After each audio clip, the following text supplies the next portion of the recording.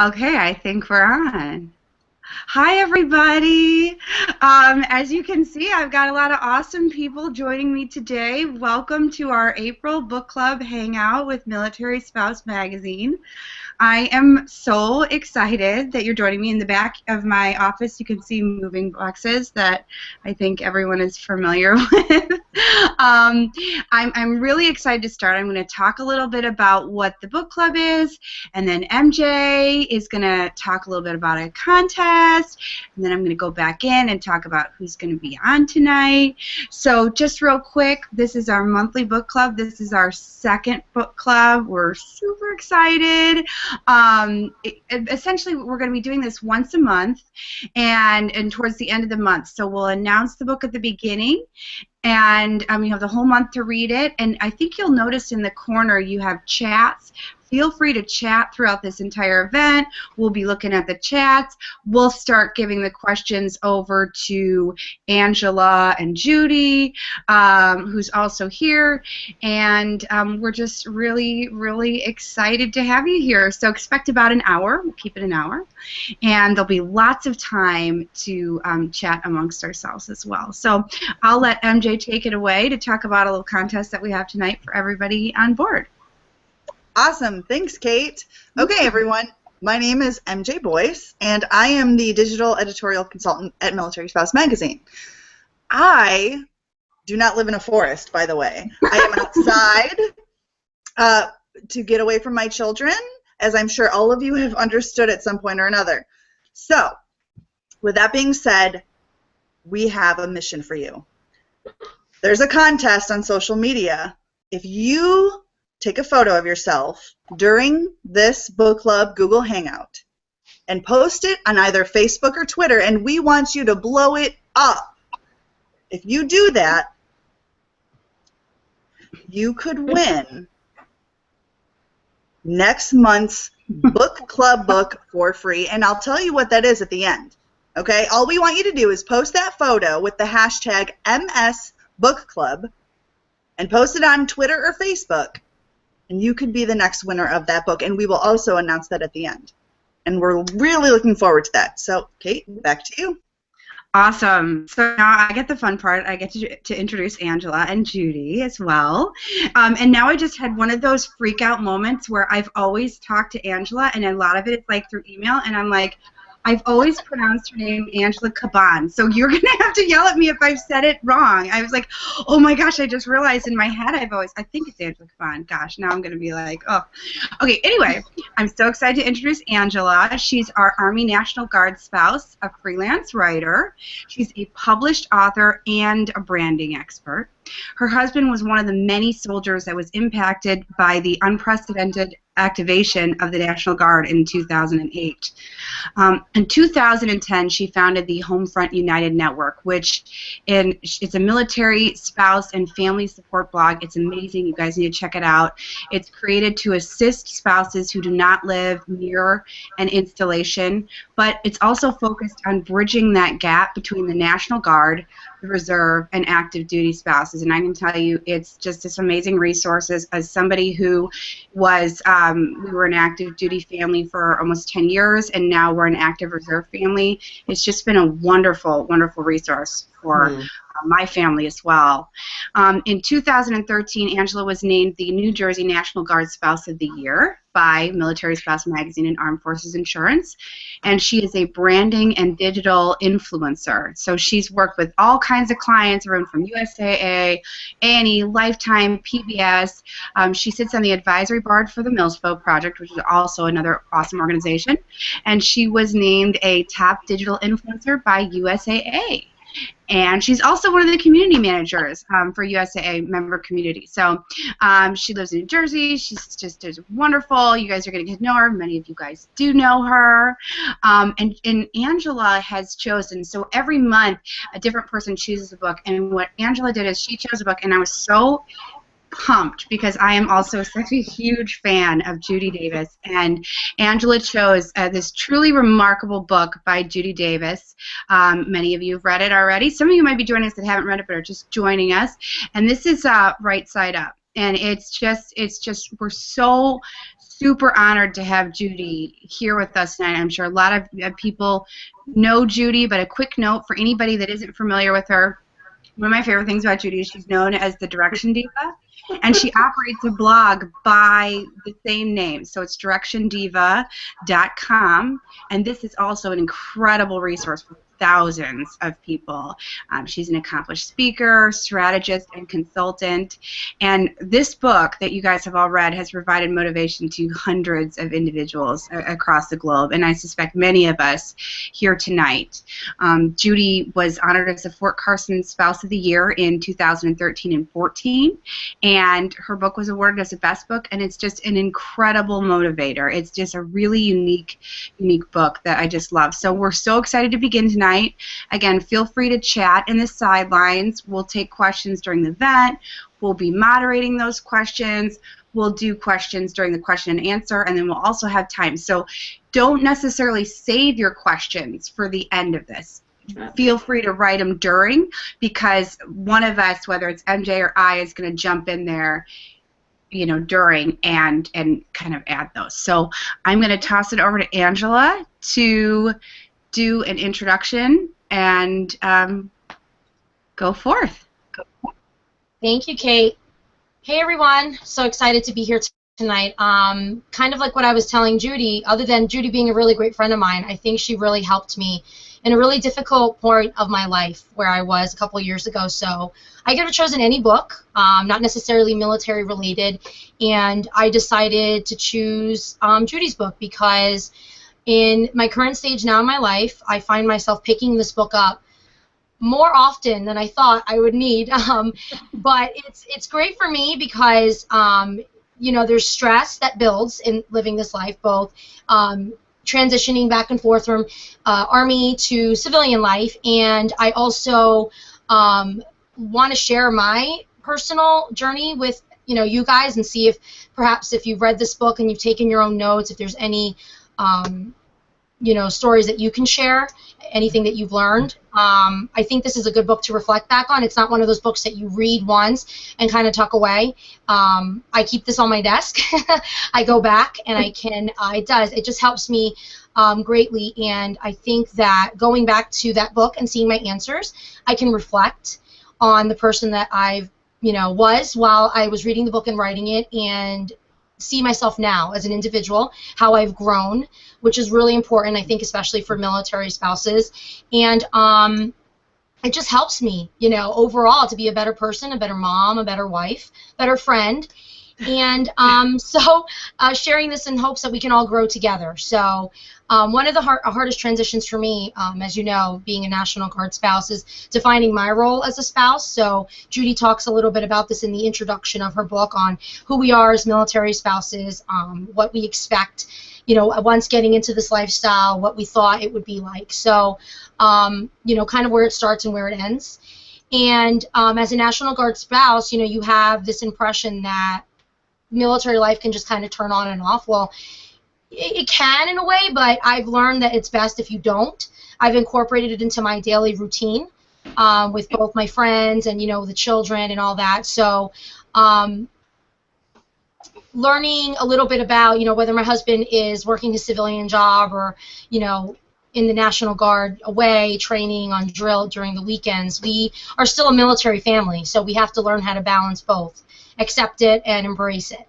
We have the best of both worlds, I think, and even with that, it could still be a little overwhelming, especially when you don't have a lot of people that know what the National Guard is. It's gotten better throughout the years, of course, but I think in this book, I've definitely discovered that I can embrace a lifestyle. And I think whether you're active, your Guard, or your Reserve, you definitely need to be better prepared for what this life throws your way. And it's, as Judy says, you need to be prepared to be a less stressed spouse.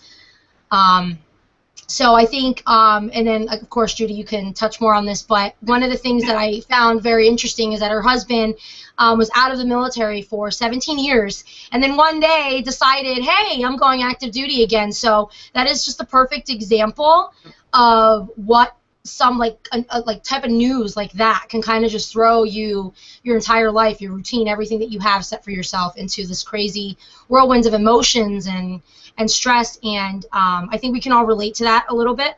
I mean, my husband was only out 2 years before he went back in, so it's no comparison to 17 years, but it's definitely something that you have to get adjusted to. So I think that in this book, if whether you've read it or you haven't read it yet, you'll notice that you're going to get motivated and you're going to be excited to kind of go through each of the chapters and write your responses down, and you're going to love the lessons that you learn. And that's pretty much what I've taken from that. So I'm excited to dive in and discuss this a little more. Absolutely. I don't even know what to say after that. It's like I feel like I can just sit back and go, oh my gosh, I'm going to cry in a second, because when I started writing Right Side Up, it was never something that I thought would be received like you just said, Angela, and it's one of those things that makes me excited, and as I use the book myself every day, because I wrote it for myself because I was such a hot mess. And anybody, if you've heard me speak, I am one of those people that will share stories and things like that. And when my husband came to me that night, I still remember it was a Friday night, and he came home and said, I can't do this anymore. He was a plant manager in Michigan, and I was like, what are you going to do? And he just kind of looked at me, and at the time I was business coaching, and I said, well, let's have a conversation like I would coach you, like what I would a client, and kind of went like that. And I said, I'm going to take off my my wife hat and be a coach from then. I said, if you could do anything, what would you do? If you didn't have a wife, you didn't have kids. And he looked me straight in the face and said, I'd put my uniform back on and serve. Not what I expected, not what I think, but it was a passion of his. And next thing you know, we were that geek family that you see stopping outside their first base and taking pictures of them pointing at the flag. That was us. So now whenever I see a family doing that, I laugh and just like, welcome to the family, people. Because we were that family. And, I wrote the book because I saw, when I came in, what I thought would be an easy transition wasn't. I was thinking, gosh, I had been married at the time for, I don't know, almost 18, 19 years or something like that.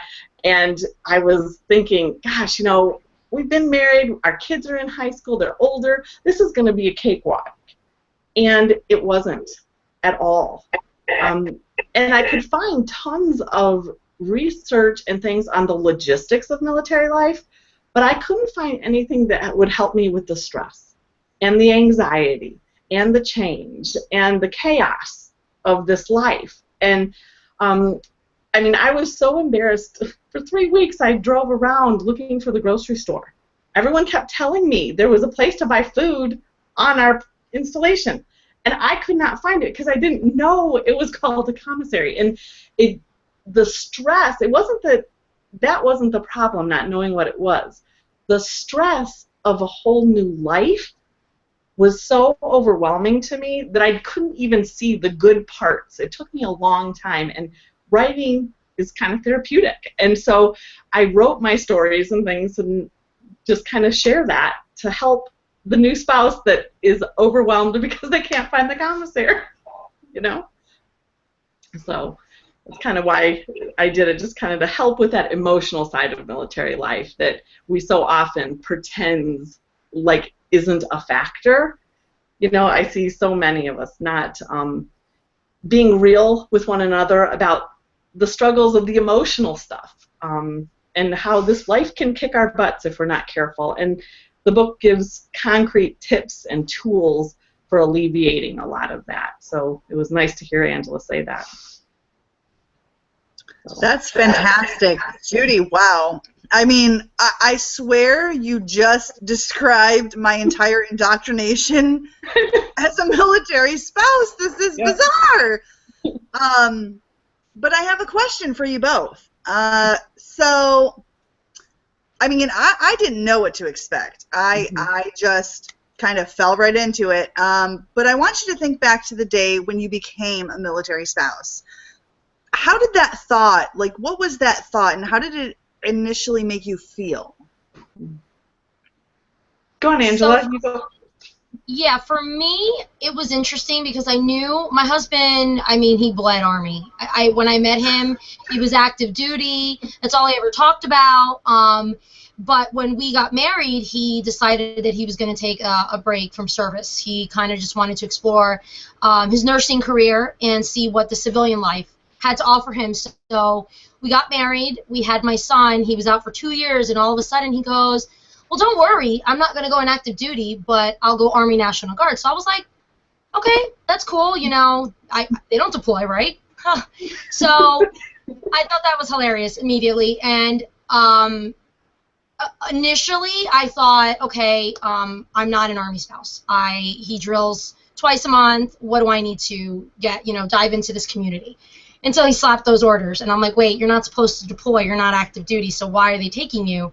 And so I would say the initial thought of that was that my life was not going to change. Everything was just going to remain the same. We were going to live this happy little family. He was going to serve his country. I'd be very proud of him for doing so, but I didn't think in a million years that it would affect me, and it affected me more in many ways because I took a completely different path to my career, my friends, just everything. I mean, it's all changed for the better, I believe. But, yeah, if you would have asked me that 12 years ago, I would have said never. We're going to still be living in the same place and, living our nice civilian life. So, yeah. Yeah. I would agree with that. It's hard because when you first come in, you don't realize what to expect, and I think I was one of those people that every time he'd walk down in his ACUs, or the flag would be there, or I'd be at some kind of ceremony or something like that, I'd be the one with tears every time, just like, oh my gosh, this is for real. It's like I kept pinching myself, like, when am I going to get back to my real life? It was almost like I was living two separate things and just waiting for things to go back to normal. And I don't think they ever did, which is, that's kind of part and parcel for what we go through. And, I was excited about, moving and things like that. And I was excited of the experiences that we could, and the opportunities that are afforded to military families that aren't, the travel, meeting new people, letting our children experience new cultures and new things. But I didn't realize the toll it took on all of us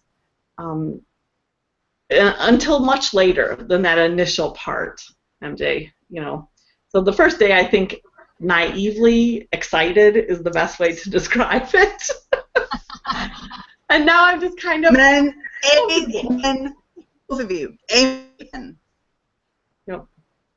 Exactly. Well, and you bring up a point. So let's think about between that thought, what your thought at the beginning, thoughts, and bring it out to your expectations and your experiences since then. Now. So now look at the reality of life as a military spouse. Like, how has it differed from initial expectation? Well, I'm going to jump in here really quick, Angela. I think I learned a lot of really valuable lessons of, one, don't have expectations. Every time, you bring up the words expectations, every time I expect something, I wind up disappointed. If I expect orders to come and they don't come, if I, want to stay where I'm at, that kind of thing happens. But I think it's, a real mixture of things. Would you agree with that, Angela? Absolutely. Because if I look back to it now, I guess my expectations at the time, like you said, they were, oh, this isn't going to change, and now it's kind of like, wow, boy, did things change. My life is completely, evolved, if you can say. And, I'm not disappointed. I am actually, I'm quite pleased with the way things have turned out. Yes, those times where, when we had the separations, and, we had some rough patches in our relationship, and parenting is definitely always a challenge when he's away, and even when he's back home and we're trying to transition back to that. But at the same time, I I try to look at it in this positive, way. And again, just reading the beginning of the book where you're just taking this one moment in your life and noticing that, yes, it has changed, but I always try to look at it in the positive view, because I've met some amazing people, met my best friend, I've got to travel as well, and I mean, I would have never been able to experience half of what I've done if it weren't for this lifestyle. So it's definitely been a ride. It really has. Yeah. I don't think I ever expected to affect my career and what I do, I did prior so intensely. I was always a speaker and did it for the small business community, and transitioning down, our first duty station was Fort Bliss, Texas, and I don't speak Spanish, so there was a huge, issue in working with the small business community there. So, it was hard for me to find my place and where I could speak and help and make a difference in the lives of others, because that's the thing that lights me up. And, when I talk to spouses all over the country, it's, the whole employment and personal gratification in a career is so different than what we thought, starting. I think that's a big challenge, that's something that we all face as well. You know what? I completely agree. That is I will personally state that one of my biggest stressors. Absolutely. My question is, what was that cause of your stress? What was that, like, what was the biggest cause of your stress, and how do you deal with it? Like, how do you deal with it in order to achieve personal goals? Like, how do you go about that? Yeah. That's such a, I know for each of us it's a little different, but for me, I think one of the biggest stressors at the time was not really realizing that I needed to reach out to the military community, even though they didn't really understand, my role at the time. It was, back in 2008, and National Guard was really starting to activate. So we lived at the time 3 hours away from the closest installation. And I remember just receiving an email from, like, the FRG, leader, and I would bug her. I would constantly ask her questions. I had no idea with all of these things, and she emailed me back one day and said, you should probably, check out these books, this and that. And I ordered a bunch of books from Military One Source. I'll never forget it, and I immersed myself in the culture. And again, it's probably really lame to a lot of people now, because, I read books that were published back in the 70s about the Army spouses, and I just didn't have any idea. I didn't have any friends that were in the military, and then going to my first conference and being the outsider, I had no idea what PCS meant, or, all these other acronyms. So it was definitely a stressful situation for myself to become a part of this community that I felt like an outsider, like I didn't even speak the language, like a foreigner. That was definitely interesting to try and overcome that. But you know what? I looked it in the eye, and I said, you know what? I'm going to make this work. I'm going to get out there. I'm going to tell people I need support. And like I said, I've made the most amazing friends in this journey. Mm-hmm. So I think the important thing to remember is to really just put yourself out there. And if you don't know the answer to a question, just ask. Someone's willing to help. They're willing to answer for you.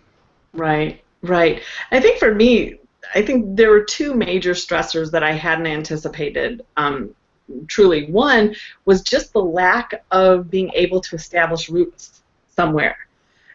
As moving across the country so much, it's really, I never feel like I have roots anywhere. And a spouse asked me at the last event I was talking to, it dawned on me the other day that if I died, no one would be able to come. And I hadn't even thought of that before, and I bring it up just because it's like it was something that was such a stressor to her, and I think that so many of us, and I could relate to that whole not having roots and not having that support system that moves with you, and we have to redefine that everywhere we go. And I think Angela touches on it very well, is that reaching out to connect when you're at a new place is so important. And each phase of your journey, that challenge becomes different. At the beginning, you're not sure, you don't want to look like you don't understand. And then it's halfway through, you're like, oh my gosh, if I get to be close to these people, then I just have to say goodbye again, so it's easier not to, and so there's all these little things that kind of build up, and that whole roots thing can be such a big stressor. And then just making sure, the second biggest stressor for me was making sure my kids had the coping skills that they needed to handle everything going on in military life, because I think it's, they deal with all the same stuff that every other kid deals with, plus a whole nother layer on top. And as a parent, that was so stressful to me. And I know I didn't do it right. But I did the best I could. And learning that that's okay, and just that was something that kind of was. Those were the two major stressors for me. So.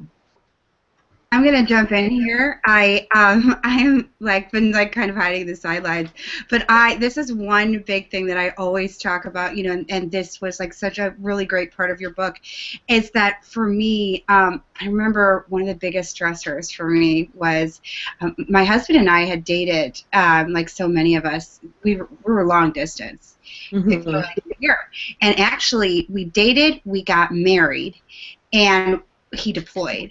And we didn't live together until I think 8 or 9 months after we were married. And it was a totally different coast that I'd even ever been to, and I knew nothing. And I remember I left my job, left everything, and then got there, and it's the dumbest stressor, but it always makes me laugh. The first thing they did was hand me this copy of a antiquated parade rest magazine for the Marines.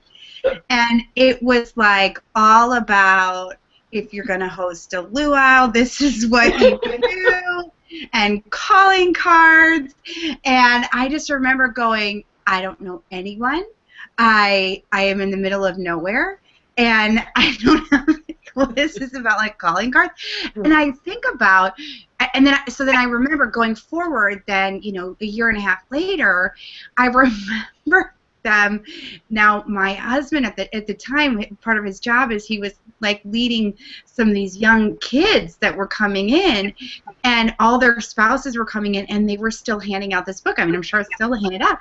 And I remember wanting to be no, because I remember all the stress that had caused me, and just I think it was just the same thing that you guys both touched on, being the new person, and every place is different. And even if you're on a military base, every location has its different cultures. Right. You have to get used to, and the culture that we had in San Diego was totally different than the culture that we had in Quantico. And I mean, it was. Kate, was that book called Roses and Thorns? It was. Oh, are they still handing that out at Quantico? So somebody else knows what I'm talking about here. Literally. It's how to cook a Cornish game hen. And I was like, I can't cook macaroni and cheese. And now I'm supposed to know how to do this stuff. And I was actually, what happened is that I got really bitter. I was okay, we had this great relationship before, and then I was like, what did I get myself into? And he did not, wasn't always a great resource for it. He's I've got to go to work, so figure it out. And I was like, well, that's great. And I also want to share with you guys, we've got 2 questions coming in too, or 2 comments coming in. Katie said, yeah, this is true. Katie in the audience said, I understood deployments for the Navy, but no one ever really explained underways, and that the ship is gone more than just deployments, and that they are gone all the time. That's a totally huge, you guys can all speak to it. I mean, for me, when when we did a B billet, okay, so he wasn't deployable. It was almost like in some ways like weirdly worse because he would be gone for like a week and a half, home for like 3 days, gone for a week and a half. So like same stuff there, and so that is a huge stress. And then Lindsay says that she grew. Hi, Lindsay. She grew up with military, Army, Air Force, and Marines, then married Navy, and had no idea that the lingo was so different. And so she had to sit at tables and just make herself uncomfortable and ask them to explain all the acronyms and civilian words. I think I still don't know a lot of the acronyms. Right. Yeah, I agree. I think that so many, the two comments, it's just so true. We all have so much, and when I wrote a blog post about this a while back about that whole home for 2 weeks, gone for 4, and all of them, in the prep for deployment, they're gone, 80% of the time.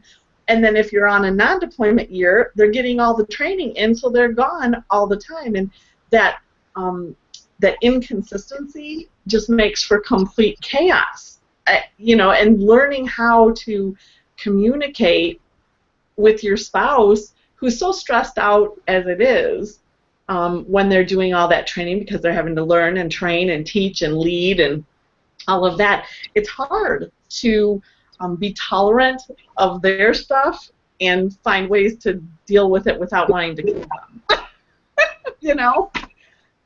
Yeah, I remember when, and it's funny you said that about coming and going, when my husband deployed the first time. It was a long deployment. It was 15 months. So I kind of looked at that like, who deploys for 15 months? That's just ridiculous. But National Guard, because they're not, active duty, always doing PT, going in for training, they leave first for about a good month and a half, and then they're supposed to go right from training to deployment. So he calls me and he's like, come pick me up, I'm at the airport. I'm like, well, why are you not deploying? Oh, I get to come home for a week.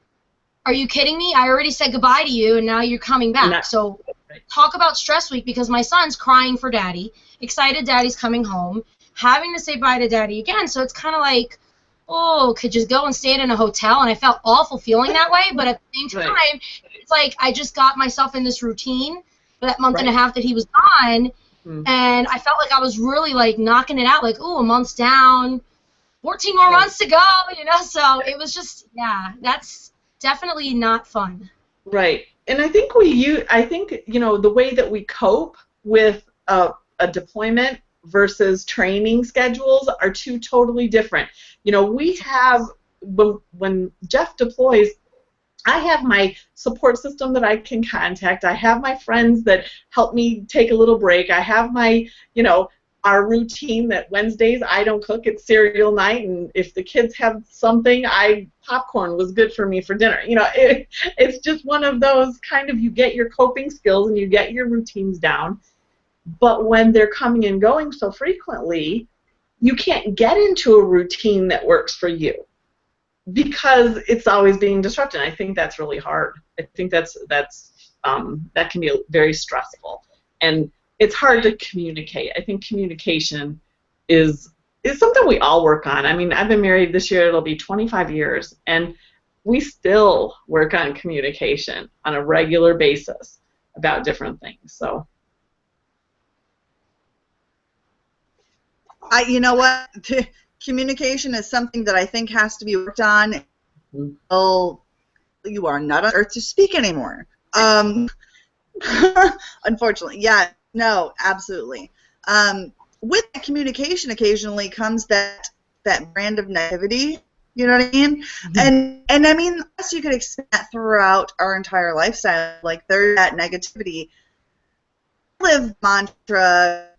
It is what it is, but what you make of it, if that makes any sense, because real thing I could do, I'm a Marine Corps, if the big weenie comes down, that's that. However, it's my choice on how to deal with it. But if you were to take one, like, of negativity in your life and use it, like, use that think method, I suppose, to get rid of that stress. Is it true? Is it helpful? Is it inspiring? Is it necessary? Is it kind? You know, what area would that be? I use that all the time when I am in a social situation, because the thing that drives me absolutely insane is this whole, and I see it online especially, is this whole, you know, someone will be asking for support in something, you know, I'm struggling, my kid is crying all the time, and as a community we go, my life is worse. And we get into this spiral of sharing stories of whose life is worse. And that's when I use that whole think thing. And just, I am really careful of who I surround myself with, because it matters. If you're surrounded by people that look at the military lifestyle as something that is a burden and it's not fair and they're always getting the short end of the deal and everything is always dramatic, you miss the opportunities that are existent here. And I know for myself, it can get stressful and it can get crazy busy. And if I'm surrounded by people that go, you know, hey, yeah, but remember yesterday you were dancing the happy dance, or you were doing this and stuff, and that can keep me on task to look at the positive and smell the roses, like my granny said, then I tend to be less stressed and enjoy it better. But as a community, sometimes we get behind that computer and look to social media as our support system, and we're missing the boat in a big way, because you're not being surrounded by anything. You are reactionary and comparing everything going on in your life with someone else's highlight reel. I'm sure I'm not the first person to say that. You know, it's, everybody does not have a perfect life, and most people are, they either share only the highlights or they share only the crap so they can get attention. You know, there's no, you know, it's this whole big spiely-dealy. So, you know, who you surround yourself with can make or break your Army experience, I think, in a big way. So, did we lose Angela? Angela, No, are you with us still, Angela? I'm still here. Can you see me? Yeah. There we go. I can see you now. No, Judy, you took the words right out of my mouth. I think today, you know, the kind of way that we communicate with people, which, again, when you're living so far away from your close friends and your support network, you have that aspect of social networking, and sometimes it can get a little ugly. So what I've done, and again, using the same think method, is I can very easily turn it off.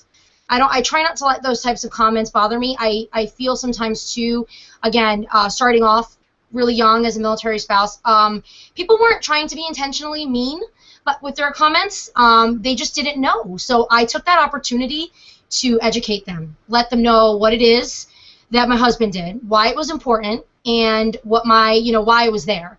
So, and again, I've made some great friends out of that, and I joke about it all the time. You know, my best friend now, she had no idea what the National Guard was. You know, sometimes I still have to nudge her and be like, you know, this is what we do, this is, you know, but, because it can get a little confusing. So I think just really important, the comparison between life and what everybody's going through, that doesn't matter. You know, we all are going through different things. We all are at a different pace. And, you know, so I think it's just how you can look at it at that situation. You don't necessarily know what that person's going through. Maybe you need to reach out to them and say, hey, how can I help? You know, are you going through anything? Can I help you? You know, do you need to talk? So it's just, it's definitely a very interesting time that we live in, you know, with the Facebook and Twitter and everything that you have surrounding you. It's very busy, nonstop, you know. So turning it off is definitely helpful. Yeah. It can be the greatest thing, and it can be the biggest detriment. Right, absolutely. Amen. Oh my gosh, you guys are preaching my choir. Seriously. So let's have a conversation about priorities. Okay? So who is your number one priority? And okay, I'm going to say this, and I'm just going to go ahead and put my kids up out in the street. It is very difficult for me to make myself a priority, okay? Because for some reason our culture, and yes, we're a culture, for some reason our culture has this mindset, it feels like, that everybody else and everything else has to come first. Oh, and then we can get some little pie on the back end. Mm-hmm. And I was fine with that for so long until I realized, oh man, I don't have the energy for that. So when you make yourself like your priority, like, you know, you flourish, you become a better person, you know, to every single person around you. Right. But what is it that stops you from making yourself that priority? So what you just said, though, that's wonderful, MJ, because what I see mostly on social media and even just like blog posts, these mommy blog posts that are coming through, is just a judgmental name calling of, oh, if you put yourself on that priority list, you're selfish. You're not selfish. And again, I've seen myself in both stages of having myself on that list and not being on the list, and I am a miserable person when I don't take care of myself. So my family, without a doubt, is my priority, but I am also on that list, and I think that's a really important thing that, you know, anybody needs to remember. And I remember my son, and this is what really, you know, made me say, wait a minute, I'm not taking care of myself. He said, Mommy, when I grow up, I don't want to have any kids. And I said, well, why would you not want to have a family? Well, because I don't want to be stressed like you. So I was like, whoa, am I coming off like stressed? Am I, you know, sacrificing my own self-care to take care of these children who are one day just going to pick up and leave me? What's going to be left, you know, when they're gone and they've established their own lives? So your self-care has to be a foundation of the strength of your family. Because when you take care of yourself, and again, I feel this way, I'm a better wife, I'm a better mom, I'm a better friend. I am just better all around to everybody, you know, in my daily life. And you have to rejuvenate yourself. You have to refuel. And I understand you can get tired, but even if it's something as simple as just staying up a little later and watching TV that doesn't, you know, it's not Nick Jr. or, you know, Disney Jr., whatever, you know, it's just for you, reading, anything like that. How about hashtag scandal? I'm just saying. Oh, sorry. I was going to say, so you just justified my Netflix binges into like the wee hours of the morning? Wow! That falls under self-care, right?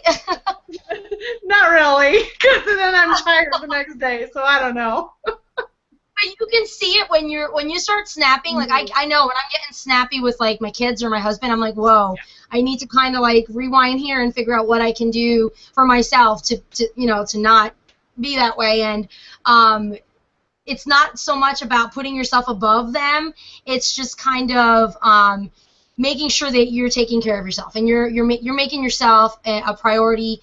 And trust me, your family's going to thank you for it. It's definitely something. And then again, reading a little bit about what Judy is explaining about having a healthy mindset. I forget what chapter that is, but I think that and I learned from that is you can tell when your soul, and I always say this to my husband, he laughs, my soul is aching. You know, I need to do something, even if it's just go to the corner shop and get like a cup of coffee and you stay here with the kids. You need that peace for yourself, you know? Yeah. So, and think about becoming your own caregiver, you know?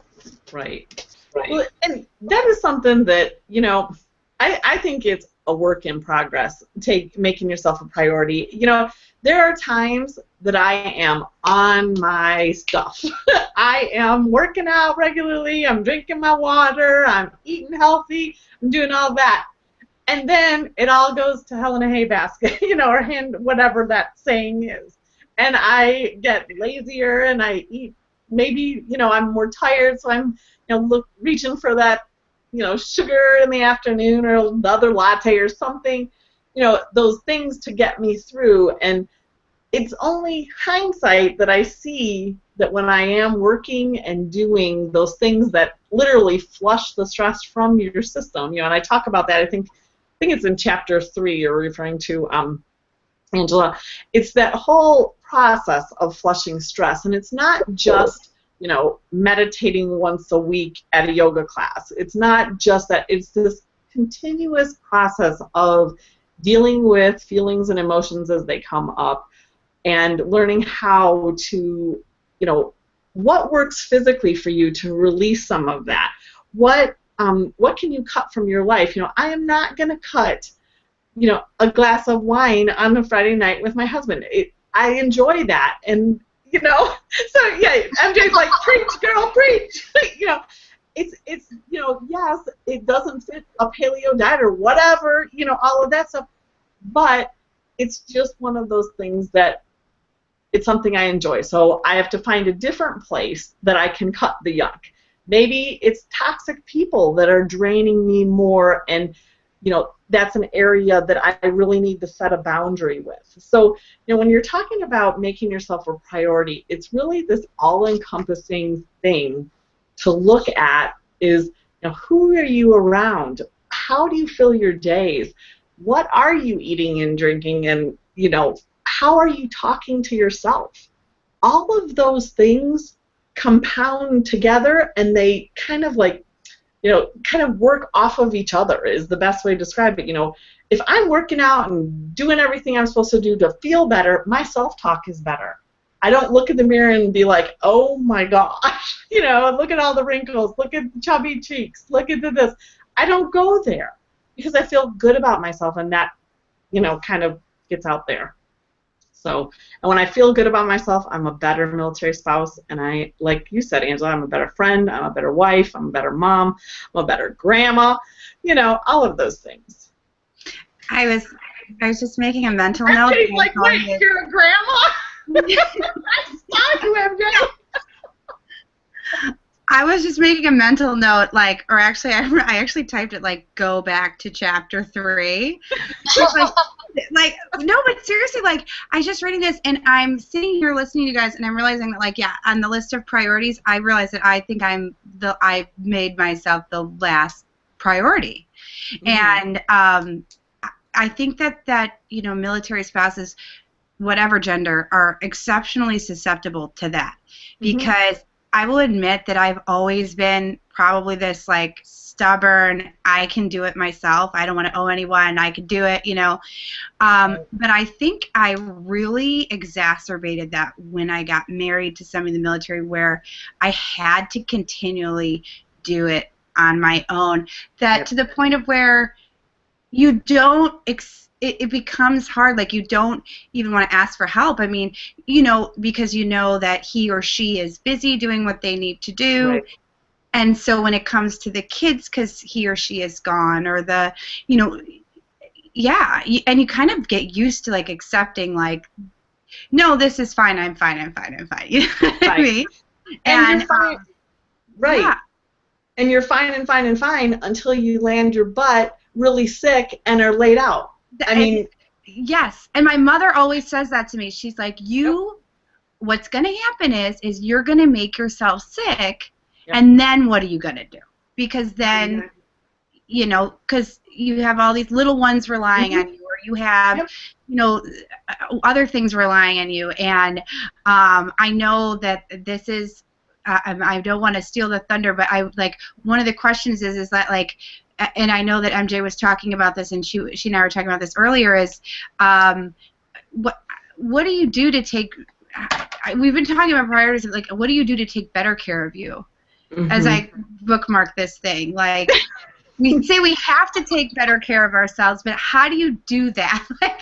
Right. I said to MJ, I sent her a Skype, and I'm like, this is my therapy. You know what? Totally happened.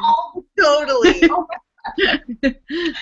Somebody told me that I missed my calling because I should have been one of those television therapists or something, and just take it, a Dear Abby for the modern age or something like that.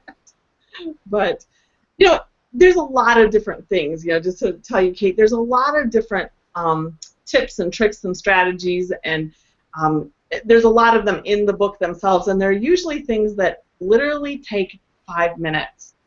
My favorite one that I use regularly is how I spend the last 5 minutes of my day. because I could sit there I lay down in bed, and instantly it's like I could be exhausted, ready to fall asleep on the couch or whatever. I lay down and instantly, bing, and all of a sudden everything I have to do tomorrow, everything I screwed up today, it all starts, whooshing around my head. But if you can literally throughout the day just, at first when I started to do this, I carried a little 3x5 card in my purse, and every time something awesome happened, or like my husband came in and, kissed me on the cheek and pinched my butt and said I was hot, I put that down. My kid said, I love you, Mom, I did this. When I do that, and look at those right before you go to bed. Focus on the 5 things that are going right, and read them to yourself so that you get your mind set on all the positive that's happening. And an interesting thing happens. One, all the stress and worry will go away because you're replacing those stress thoughts with positive thoughts. But then throughout the night, your subconscious works like a supercomputer. And it processes all of that, helping you actually make those neuron connections to the positive. So tomorrow you'll see more positive. If you go to bed stressing out, you wake up, focus on all that isn't working. If you go to bed thinking of the things that went right, you will attract more of those. And I didn't believe the technique at first because I'm kind of a cynic like that. Prove it. I need proof. But it works, and I find when I do that regularly, I'm a lot less stressed. We have a similar, thing that we do, my husband and I, when we get into bed at night. Instead of asking each other how our day was, we ask each other what was the best part of your day. So, like you said, Judy, we're focusing on the positive, even if it's something really small. Yep. And then we can kind of just have that conversation between us. And I've noticed that we've had the best conversations. Usually it's late at night, and we're up way past our bedtime because we're just giggling and we're laughing and we're just having such a good time. And that's what we're trying to end our day with, on a positive note. And then also, believe it or not, just getting ready for this tonight, I had my husband take the kids out of the house an hour before we even needed to be here. Yeah. So some might say it's selfish, but I was able to relax and just get my stuff ready and just unwind. So, if you have that opportunity, again, it's different for everyone depending on your situation at home. But if you have the opportunity, it's awesome to have a little bit of quiet time to yourself and not necessarily even doing anything. Just, even if you just want to sit and stare at the wall, So, yeah, that's definitely helpful. We actually had a comment. Hold on, let me put it up. Be quick. Leah says, it's not a question, but thank you, Judy, for writing the book. It was so helpful and so encouraging, and I really appreciated the positivity capitalized about military life. I brought it to read at #MilSpouseFest and suggested it to several people. Yay, thanks. Yeah. That makes me happy. And then we... See, feel therapy, Kate, got me? Therapy? Okay. And then we also have an anonymous question. When it comes to talking to friends and eliminating negativity, how do I do that without burning bridges? It's when you're talking about eliminating negativity, I always say you don't want to go and just stop answering texts, that is just going to create drama, especially if you're talking about a negative Nelly. That is the worst thing you can do. What I suggest is almost like that slow retreat. I think that works best. Become busy doing the things that you love, and if you know that person's going to be there, maybe try and find a different activity that you can do, not all the time, or the minute they start talking negatively, just, I go to the bathroom a lot, I hate to say, excuse me, I'm sorry, I have to go pee again. I drank too much coffee today. And just that walking away whenever negativity happens, it just sends a message that I don't want to participate in drama. And it's not that I'm being rude. I mean, I would say most people, and Angela, we've been at a lot of events together where people are going negative and all this stuff. It's, I might sit there, but I will steer the conversation and change the subject when they start hounding on somebody or judging or things like that. I'll be just like, oh my gosh, I'm sorry to interrupt, but did you see when that one person did this? How cool was that? And maybe it's just me because I'm just out there and put it out there like that, but I find that if you can, slowly change the subject and find other ways and people to spend time with. One thing that I've noticed is that, especially when you're new to an installation, the person that is the drama queen is probably going to be the first person that reaches out to you to try and give you the scoop on everyone else. And in your effort to want to be part of or connect with somebody, we tend to be a little less intolerant of that negativity. So we get ourselves in a pickle because that person was our first connection that helped us adjust to being on the base. But now we have this issue of someone draining our energy. So it's really about maybe, if you're always somewhere, maybe, you start taking walks at that time or going to a class at the gym or, a movie. Say, oh, sorry, date night with my kids and we're just going with the kids alone. Johnny is having trouble and we're just going to spend a lot more time with ourselves. Just, find ways and be truthful. And, you don't want to lie and make up excuses because that is just as bad as just cutting it all off. But just become busier at doing the things that you love, and you will find people that are positive and doing the things you love, which will kind of help you hand in hand. I don't know if that answers the question, but no, that absolutely. I mean, that is very helpful advice. I mean, I'm a seasoned spouse. I've been around the block. He's been in 17 years, yeah. But at the same time, you know what? That advice is always helpful. We do need to wrap up a little bit, so I have a surprise for everybody. Okay?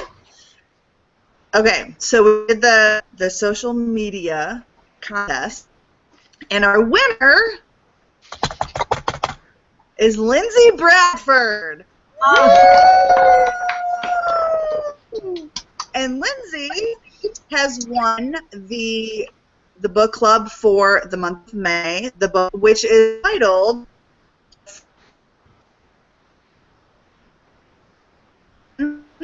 We Keep. Very close friends who test the boundaries of how much a woman can give before she has nothing left. So I would say that is an entirely great segue from this right here. The purchase link and registration link will be coming their way, everyone's way, after the hangout. Okay, so thank everybody. Angela, Judy, you guys, amazing. Thank you. This was amazing, very helpful, and I thank you both for being here. Kate, would you like to say any last words as well? Just thank you so much. You guys are amazing. I love you all. The title once more, just in case. It's called The Friends We Keep, in case it got a little frozen. So it's a really good book, The Friends We Keep, and thank you so much. Thanks, ladies and gentlemen. Bye, guys. Thank you.